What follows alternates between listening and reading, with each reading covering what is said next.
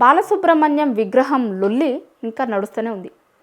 15 తారీఖు రోజు రవీంద్ర భారతిలో బాలసుబ్రహ్మణ్యం విగ్రహం పెట్టాలి అనేది దాన్ని సీఎం ఇనాగ్రేట్ చేయబోతున్నాడు. మళ్ళీ ఆ మొత్తం ఇష్యూని శుభలేఖ సుధాకర్ చూస్తున్నాడు. దాని మీద ఆల్రెడీ ఆయన సీఎంని కలిసి ఇన్వైట్ చేసిన తర్వాత ఈ 15వ తేదీన రవీంద్ర భారతిలో ఆ విగ్రహం పెట్టాలి అనేది చర్చ. అయితే ఇది కొంత ఒక రకమైనటువంటి రచ్చకు కూడా దారితీస్తుంది. 4-5 రోజుల నుంచి తెలంగాణలో ఉన్నటువంటి మేధావులు, రచయితలు అందరూ విపరీతంగా వ్యతిరేకిస్తున్నారు. అయితే అసలు ఎందుకు పెట్టాలనుకున్నారు, ఎందుకు వ్యతిరేకిస్తున్నారు అన్నింటి గురించి మాట్లాడదాం. మాట్లాడే ముందు ఛానల్ని చూస్తున్న ప్రతి ఒక్కరు కూడా ఛానల్ని సబ్స్క్రైబ్ చేసుకోరి. అయితే అందరూ కామన్గా ఒకటి ఏం చెప్తారు అంటే, అసలు కళలకు ప్రాంతం ఉండదు, కళాకారులకు రాజకీయాలతో సంబంధం ఉండదు. ఇది ఇప్పుడు ఎస్పీ విగ్రహం విషయంలో కూడా మళ్ళొక్కసారి అవతలి వైపున వాళ్ళు వినిపిస్తున్న మాట. అయితే ఇక్కడే తెలంగాణలో ఉన్నటువంటి కళాకారులు, రచయితలు అందరూ ఆబ్జెక్షన్ చెప్తారు. ఎందుకంటే కళాకారులకి ప్రాంతం ఉండదు, లేకపోతే రాజకీయాలతో సంబంధం ఉండదు, అది ఇది అని మాట్లాడుతున్నారు కదా. మరి తెలంగాణ ప్రాంతంలో ఉన్న కళాకారులు, లేకపోతే తెలంగాణ ప్రాంతంలో ఉన్నటువంటి నాయకుల విగ్రహాలు అక్కడ ఎంతమంది ఉన్నాయి? పెట్టే ప్రయత్నం పెట్టిర్రా? ఎందుకు మా మీద మాత్రమే తెలంగాణ రాష్ట్రం ఏర్పడిన తర్వాత ఇన్నేళ్ళైన తర్వాత కూడా మళ్ళీ బలవంతంగా మా మీద రుద్దాలనే ప్రయత్నం చేస్తున్నారు అనేది ఇక్కడ ఉన్నటువంటి రచయితలు అడుగుతున్న ప్రశ్న. ముఖ్యంగా ఎస్పీ విషయంలో ఎందుకు ఈ రాద్ధాంతం అంతా జరుగుతుంది? ఎందుకు ఎస్పీ అనేటోడు ఒక ప్రాంతానికి చెందిన అతను కాదు, లేకపోతే వేరే ప్రాంతం వ్యక్తిగా ఎందుకు చూడాల్సి వస్తుంది? కళాకారులకి నిలయమైన రవీంద్ర భారతిలో పెట్టడంలో తప్పేముంది? ఇట్లా ఒక సెక్షన్ కూడా మాట్లాడుతుంది. అయితే ఇక్కడనే తెలంగాణ వాళ్ళు ఒక ఎగ్జాంపుల్ ఏం చెప్తుర్రు అంటే, ఎందుకు మేము బాలు విగ్రహంని తెలంగాణలో పెట్టడానికి వ్యతిరేకిస్తున్నాము అంటే వాళ్ళు చాలా స్పష్టంగా, క్లారిటీగా తెలంగాణ విషయంలో ఆయన గతంలో మాట్లాడిన మాటలను చెప్తున్నారు. తెలంగాణ రాష్ట్రం ఏర్పడ్డ తర్వాత ఇప్పటి వరకు కూడా కాంగ్రెస్ పార్టీ అధికారంలోకి వచ్చిన తర్వాత ఈ 2 ఏళ్లలో చాలామంది వేరే ప్రాంతం నాయకుల విగ్రహాలని తెలంగాణలో పెట్టిరు. 10 ఏళ్లలో కొంత ఆ విగ్రహాలను పెట్టడం ఆగిందేమో కానీ మళ్ళీ కాంగ్రెస్ గవర్నమెంట్ వచ్చిన తర్వాత వేరే ప్రాంతంలో తెలంగాణలో విగ్రహాలు పెట్టుడు కొంత పెరిగింది. రకరకాల రీజన్స్తోని, రకరకాల పేర్లతోని విగ్రహాలు పెడుతూనే ఉన్నారు. అయితే ఎస్పీ విషయంలో ఏంది అంటే, తెలంగాణ ఉద్యమం జరుగుతున్నప్పుడు, తెలంగాణ ఉద్యమం మలిదశ తెలంగాణ ఉద్యమం ఎక్కువ జరుగుతున్నప్పుడు రసమై బాలకిషన్ బీఆర్ఎస్ పార్టీ నుంచి ఎమ్మెల్యే ఉండే గతంలో, ఆయన ఇప్పుడు మాజీ ఎమ్మెల్యే రసమై బాలకిషన్, అట్లనే అందశ్రీ మొన్న చనిపోయిండు అందశ్రీ, జై జై హే తెలంగాణ ఇప్పుడు రాష్ట్ర గీతంగా కాంగ్రెస్ గవర్నమెంట్ చేసింది కదా, ఆ జై జై హే తెలంగాణ రాసిన అతను అందశ్రీ.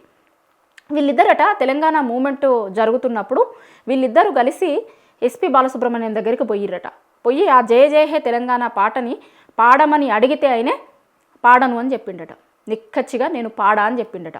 చెన్నైకి పోయిరట వీళ్ళిద్దరూ ఆ పాట పాడిద్దాము అని ఆయనతోని చెన్నైకి పోతే, నేను రాష్ట్ర ఏర్పాటుకు వ్యతిరేకం, ఈ పాటలో ఉన్నటువంటి కొన్ని పదాలు కూడా నేను పాడను, ఈ తెలంగాణ పాటని నేను పాడా అని చెప్పిండట.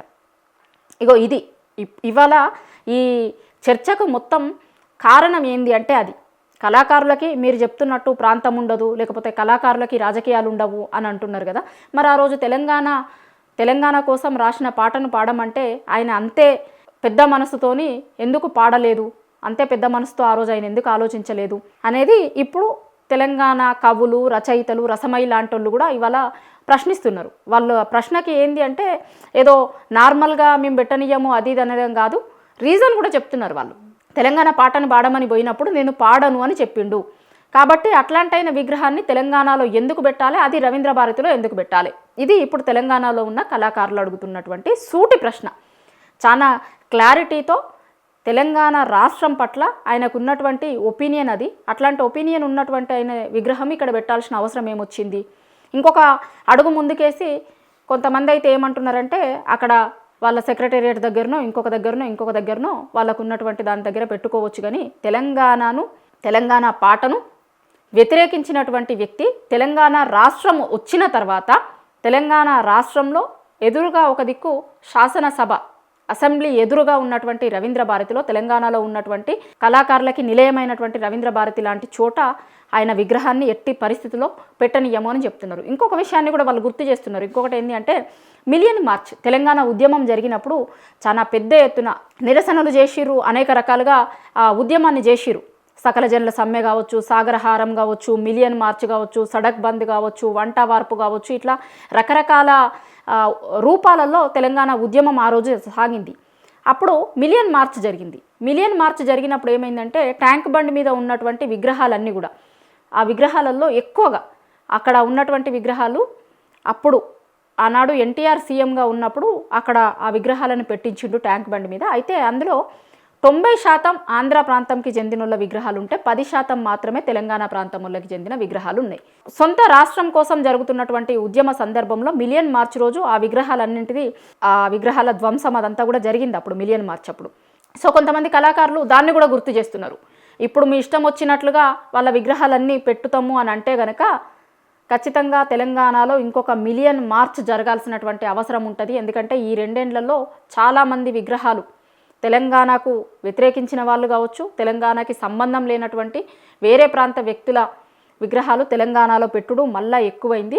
కాబట్టి మళ్ళొకసారి మిలియన్ మార్చ్ను గుర్తు చేసుకోవాల్సి వస్తుంది తెలంగాణ సమాజం అంతా అనేది కూడా ఇప్పుడు ఇక్కడ ఉన్నటువంటి తెలంగాణలో ఉన్నటువంటి రచయితలు, కవులు, కళాకారులు గుర్తు చేసుకుంటున్నారు.